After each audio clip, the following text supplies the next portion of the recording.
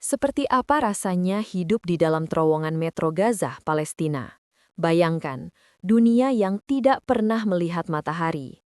Tidak ada langit biru, tidak ada angin, tidak ada jam yang berdetak jelas menandai pagi atau malam. Yang ada hanya tanah, beton lembab, dan napas manusia yang dipaksa bertahan di perut bumi. Di bawah Gaza yang terus diguncang ledakan, ada kehidupan lain yang jarang dibicarakan.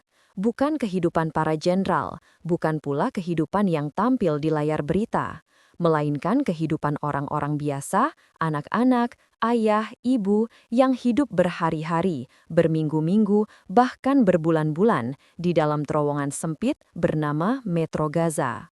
Bagaimana rasanya bangun tidur tanpa cahaya? Bagaimana rasanya mendengar bom jatuh tepat di atas kepala, sementara satu-satunya atap yang melindungi Anda hanyalah tanah rapuh?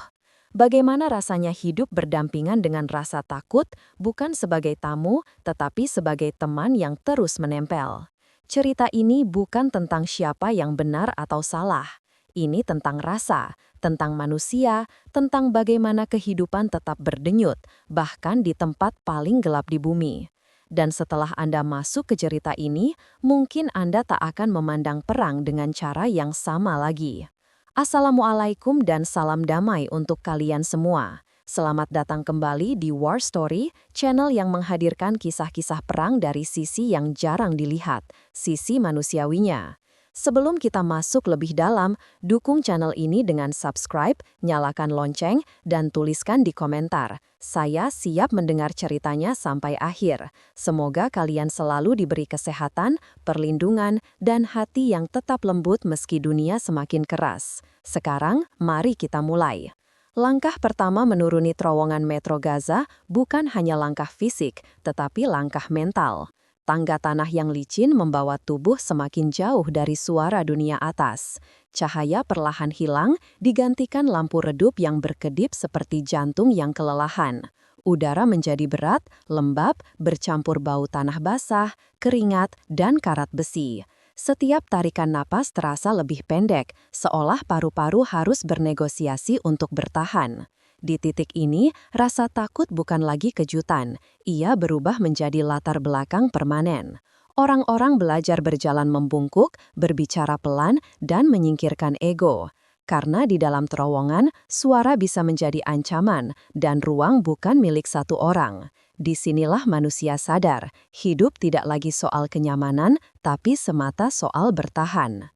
Di Metro Gaza, waktu berhenti menjadi konsep yang jelas. Tidak ada matahari sebagai penanda pagi atau senja. Jam tangan kehilangan makna saat dentuman bom menentukan ritme hari. Orang-orang tidur ketika tubuh menyerah, terbangun ketika tanah bergetar. Hari dan malam melebur menjadi satu kabut panjang tanpa ujung. Anak-anak tumbuh tanpa benar-benar tahu hari apa ini. Mereka belajar membedakan waktu dari suara. Sunyi berarti aman sementara, dentuman berarti berdoa lebih keras. Dalam kegelapan ini, manusia hidup bukan dengan harapan besar, tapi dengan target kecil, melewati 1 jam lagi tanpa luka. Ketakutan di terowongan bukan sesuatu yang datang dan pergi. Ia menetap, tidur bersama mereka. Duduk di sudut-sudut gelap. Setiap suara runtuhan kecil membuat jantung melonjak. Setiap getaran membuat orang saling berpandangan tanpa kata, bertanya, apakah ini yang terakhir? Namun anehnya, di tengah ketakutan itu muncul keberanian yang sunyi. Bukan keberanian berteriak atau melawan, tetapi keberanian untuk tetap hidup. Untuk membagi air terakhir, untuk menenangkan anak yang menangis dengan suara hampir tak terdengar. Keberanian yang tidak pernah masuk buku sejarah. Ruang di terowongan sangat terbatas. Tidak ada privasi. Tangisan, kelelahan, dan doa semua bercampur menjadi satu. Setiap orang melihat sisi paling rapuh dari orang lain. Dan justru dari situlah empati tumbuh perlahan, seperti akar kecil yang menembus batu. Orang-orang berbagi cerita masa lalu, tentang rumah yang mungkin sudah rata dengan tanah, tentang laut yang tak lagi bisa dikunjungi, tentang hidup normal yang terasa seperti mimpi jauh. Cerita menjadi penghangat di tengah dingin, pengingat bahwa mereka masih manusia, bukan sekedar korban perang. Di dalam kegelapan total, doa menjadi cahaya paling terang. Orang-orang berbisik, menengadah meski langit tak terlihat. Keyakinan bukan lagi ritual, melainkan pegangan hidup. Ketika dunia atas tampak runtuh, kepercayaan menjadi satu-satunya hal yang tidak bisa dihancurkan bom. Tangisan sering berubah menjadi doa, ketakutan berubah menjadi pasrah. Dan pasrah bukan berarti menyerah, tapi mempercayakan hidup kepada sesuatu yang lebih besar ketika manusia tak lagi punya kendali. Tidak semua orang tahu apakah mereka akan keluar dari terowongan ini. Ada yang bertahan sampai suara bom mereda. Ada yang keluar dan mendapati dunia yang telah berubah sepenuhnya. Rumah hilang, tetangga tiada, kenangan hanya tersisa di kepala. Namun satu hal pasti, siapapun yang pernah hidup di Metro Gaza tidak pernah keluar sebagai orang yang sama.